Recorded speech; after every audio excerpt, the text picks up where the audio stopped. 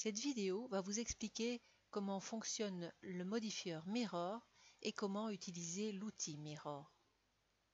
Modifieur Mirror. Le modifieur Mirror permet de faire une symétrie suivant un axe à définir. Ce modifieur se trouve dans la fenêtre des propriétés sous cette icône, la petite clé à molette. Après, il faut aller cliquer sur Add modifieur pour ajouter un modifieur Mirror. Ici, on peut spécifier un axe de symétrie. Cet axe de symétrie passera obligatoirement par l'origine de l'élément. Il est également possible d'utiliser l'axe d'un autre objet comme référence. À ce moment-là, il faut aller chercher le nom de l'objet que l'on veut prendre comme référence. Merge permet une fusion des points qui se touchent sur l'axe, donc les points qui se rencontrent au niveau de l'axe. Il y a une distance d'attraction donc de ces points. Et en cliquant sur la petite case de clipping, il est possible d'interdire le déplacement de l'axe. Donc les points sont bloqués à ce moment-là sur l'axe et il faut décocher la case pour pouvoir sortir de cet axe. L'outil Mirror. L'outil ou la commande Mirror est assez similaire au modifieur Mirror. Il permet également de faire une symétrie axiale, mais elle se fera sans la duplication de l'élément de départ. Alors concrètement dans Blender, je vais faire la symétrie ici de cette moitié d'arche. Pour ça, je m'arrange pour que le point d'origine soit pile ici sur l'axe futur de cette arche.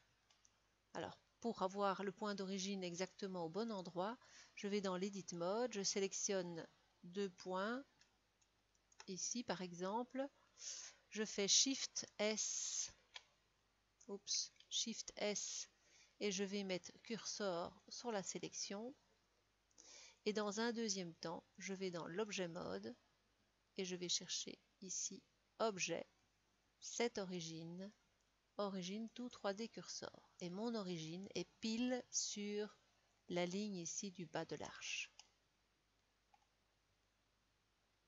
Maintenant que ça est fait, je vais chercher le modifieur. Alors je vais dans la fenêtre des propriétés, je clique sur la petite clé à molette, Add modifieur, et je vais chercher Mirror. D'office, il me fait un miroir sur l'axe des X. Mais il y a moyen de faire un miroir sur l'axe des Y. Ici, on ne voit pas grand-chose parce que le miroir se fait sur lui-même.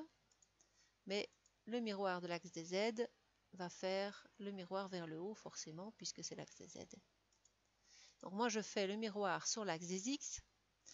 Alors, quand je rapproche ici ma vue et que je vais dans l'Edit Mode, vous voyez que quand je me mets vraiment de face, j'ai un tout petit léger jour entre les deux, mais je peux à tout moment faire un G pour le déplacement et bouger mon point. Alors quand vous voyez, je peux le déplacer et je peux le faire passer outre l'axe, donc à travers l'axe.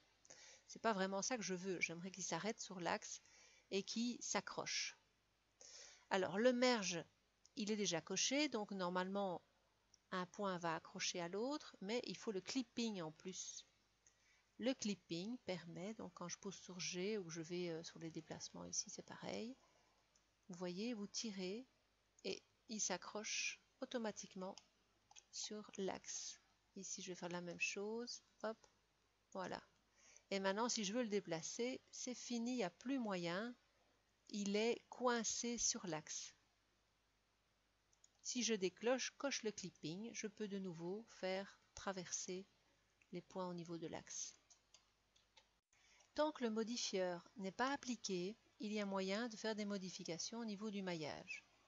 Par exemple, je vais aller sélectionner ici ces points-ci, hop, et déplacer les points.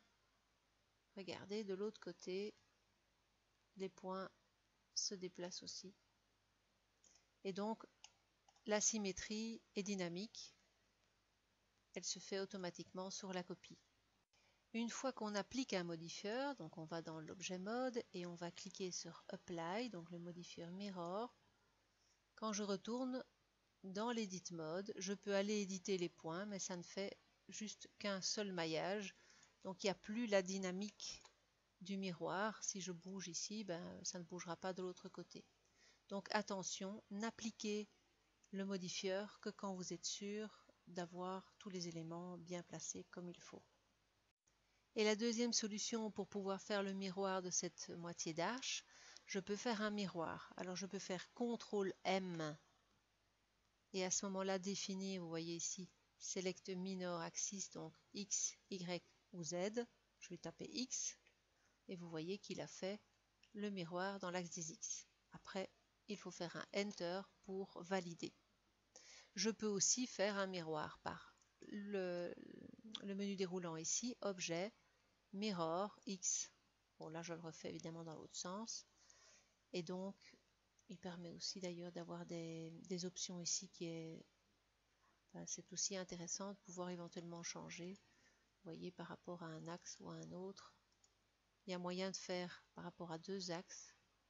Donc il y a moyen de faire pas mal de choses ici en allant cliqueter dans les outils du miroir. Je vous remercie pour l'attention que vous avez accordée à cette vidéo.